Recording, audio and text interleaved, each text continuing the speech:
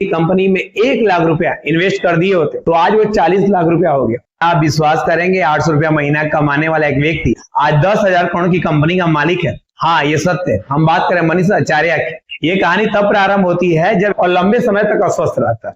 अपनी अस्वस्थता से परेशान होकर वो आत्महत्या करने चला जाता है हरिद्वार और एक पटरी पर सो जाता है। किसी साधु द्वारा कहा गया कि उस पटरी पर ट्रेन नहीं आ रही, दूसरी पटरी पे आ रही है, तो दूसरी पटरी पर जाने लगते हैं। तब तक ट्रेन उसी पटरी से गुजरती है जिस पर वो सोए। तब उनको जीवन में समझ में आया कि पटरी बदलना है। कहने का तात्पर्य है कि एलोपैथ से आयुर्वेद की तरफ जाना, और इन्होंने आयुर्वेद से अपना इलाज करवाया और आश्चर्यजनक परिवर्तन आया। आयुर्वेदिक डॉक्टर स्वयं इनके मौसा जी थे।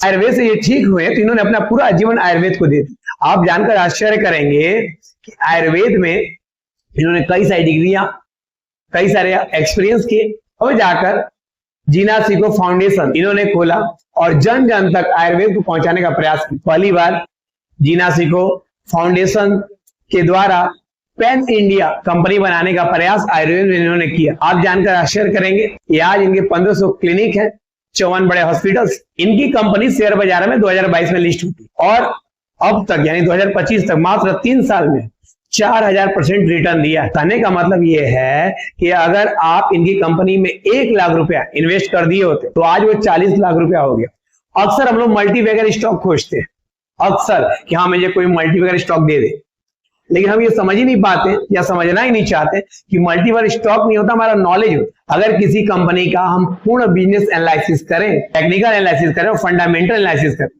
समय दे, तब जाकर इन्वेस्ट करें, तो दिखेगा आपको कि आप बहुत अच्छा पैसा बना सकते। तो सबसे जरूरी चीज है अध्ययन।